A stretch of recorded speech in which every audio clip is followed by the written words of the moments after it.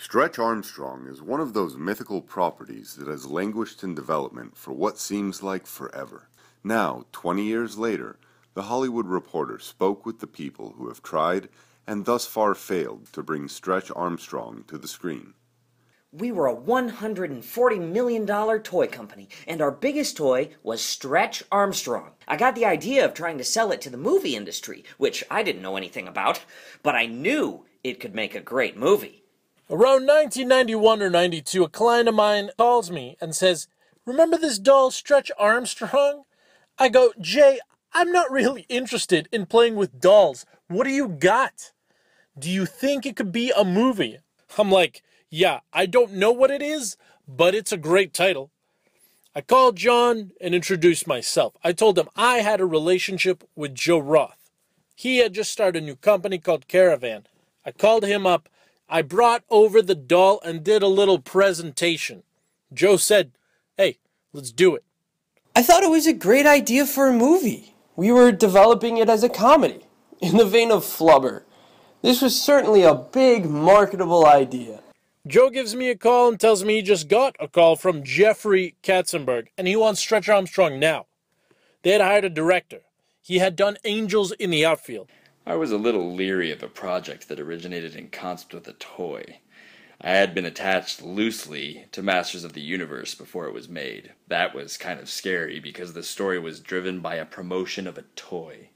I think with Stretch the concern was that you needed a physical comedian. Jim Carrey would have been great. We couldn't get Tim Allen to say yes. Osher was really locked on wanting Mel Gibson. We all thought it was kind of weird. Yes, Mel was discussed. We were interested in any famous actor who had a prominent chin that could look like Stretch Armstrong. And Woody Harrelson also was considered. When they got to Sinbad,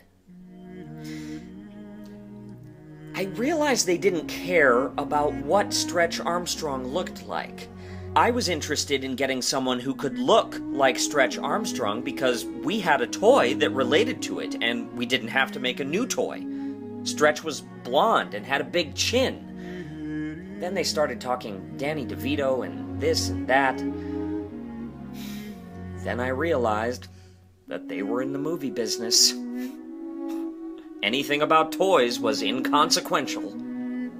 While Disney had trouble finding its Stretch, a workable script proved an even greater challenge. The Disney culture in those days was such that you might have 5 sets of writers on the script. You'd beat it up until you thought it was perfect. I think the reason it didn't get made is we were always trying to elevate it.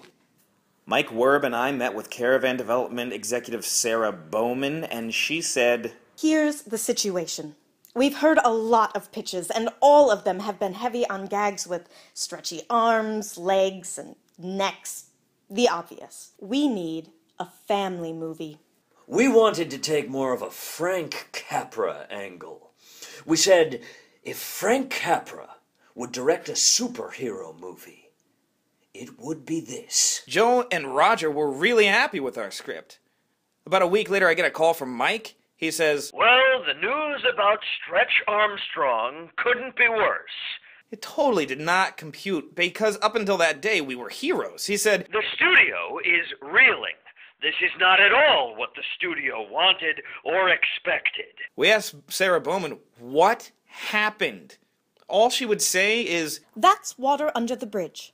"That's water under the bridge." We have no idea what happened. I've been out of the business for over 15 years, so I have nothing to say on the topic. Our basic story was a Tim Allen kind of single dad who's a research scientist.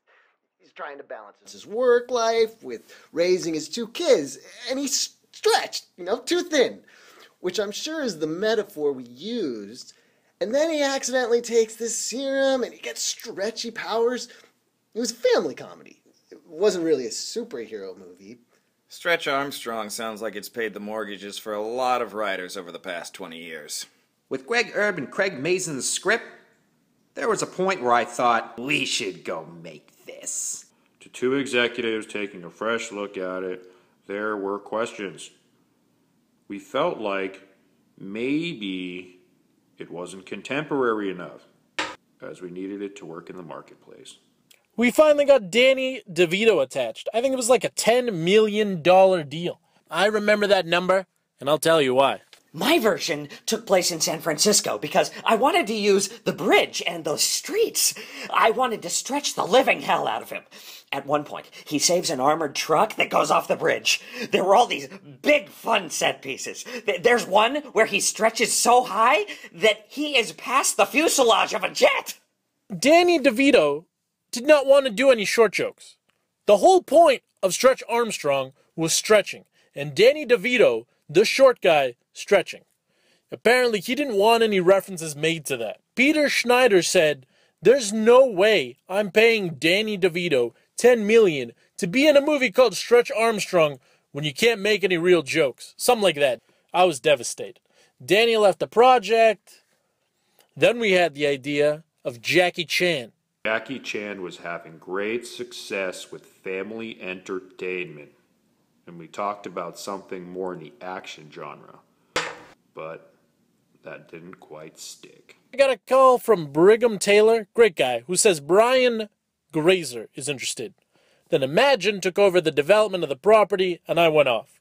Once Brian Grazer came in, I was like, send me the check.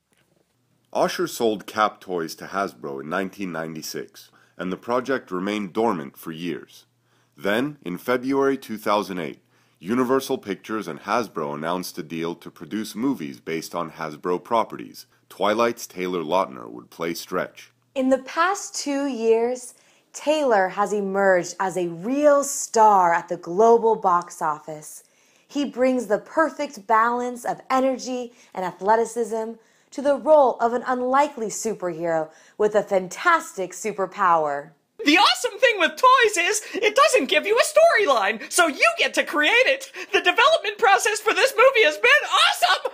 Universal dropped Stretch Armstrong. In January 2012, Relativity Media partnered with Hasbro to develop and produce the project for April 2014. Once Stretch Armstrong was available, we were really excited about the opportunity to partner with Hasbro.